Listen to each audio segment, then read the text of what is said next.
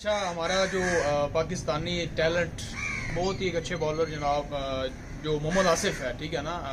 बहुत अच्छे bowler, no doubt. मैं आज ऐसे ही एक ट्वीट पढ़ रहा था, तो उसको जो पाकिस्तानी बॉलिंग का कोच के लिए उसको मतलब के रिकमेंडेशन दी गई, उसको हायर करने के उसको ऑफर लेटर दिया गया। तो भाई उसने रिजेक्ट कर दिया। उसने कहा उसको ऑफर जो करवाई गई है ना, वो सिर्फ पाकिस्तानी 11 लाख मतलब 11 लाख रुपए पाकिस्तानी ऑफर की गई। उसने कहा भाई मैं तो हफ्ते का इतना कमा लेता हूँ यूएसए में रह के।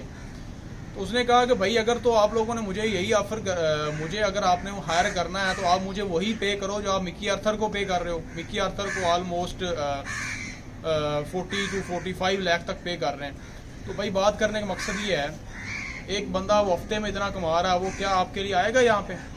तो जब आप मिकी आर्थर गोरे को इतना दे रहे हो तो क्या आप पाकिस्तानी को नहीं दे सकते? भाई आपको तो आउटपुट ही चाहिए ना। तो जो सोच है ना, ये सोच थोड़ी सी चेंज करनी पड़ेगी। हमारी सोच, हम बाहर के लोगों को पे कर देते हैं, अपना टैलेंट जैसे भी हो उसको पे नहीं करते। हाँ, फिर जारी बात है, वो अलग बात है भाई, वो टीम से निकाला गया या उसके ऊपर मल्टीपल पाबंदियाँ लगी हैं, वाट एवर जो भी है। लेकिन अब तो अभी भी वो ब्रांड है भाई, उसके पास टैलेंट है। उसने कौन सा जाके खेलना है? उसने तो आपको बच्चे ही आपके प्लेयर्स ही ट्रेन करने हैं ना। तो भाई अपने टैलेंट की कदर नहीं होती, कभी भी नहीं होती। तो इसीलिए लोगों को ऑल ओवर द वर्ल्ड घूमना पड़ता है जहाँ अच्छी ऑफर मिले। मेन चीज़ तो लोगों को पैसा ही है ना, उसको आउटपुट ही है।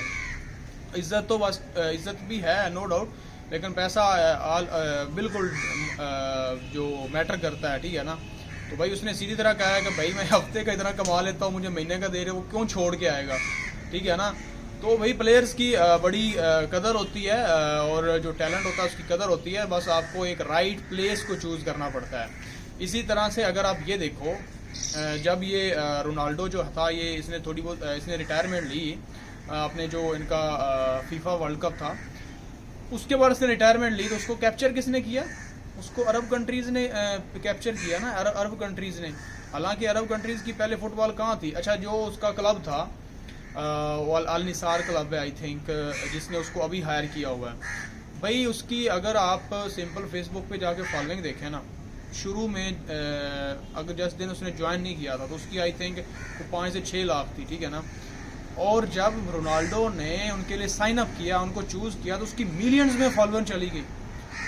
तो अरब ने पैसा लगाया ना टैलेंट को ग्रैब करने में यहाँ पे। इवन वो पुर्तगाली है, ठीक है ना, उसको जो गोरे कंट्रीज़ हैं वाटर किसी ने इतना नहीं दिया होगा, इतना अरब कंट्रीज़ ने दिया है। तो भाई टैलेंट ख़रीदने के लिए पैसा लगाना पड़ता है, ठीक है ना, पैसा देना पड़ता है। अगर आप बाहर के किसी बंदे को, फॉर मिकी आर्थर गोरा है, उसको आप दे रहे हो जो इतनी सपोर्ट, इतना पैसा दे रहे हो को हमारे बंदों को आकर ट्रेन करे, वाई नॉट मोहम्मद आसिफ? आप मोहम्मद आसिफ को क्यों नहीं दे रहे? इतना देना चाहिए। जस्ट यही है कि यार ये सोच है इंसान की कि अपने लोगों को कदर नहीं देनी और बाहर के लोगों को जितनी मर्जी कदर दे दो। अब वो भी एक ब्रांड है, जहाँ पे मर्जी जाए लोगों को ट्रेन करे, पैसा कमाए, नो इशू।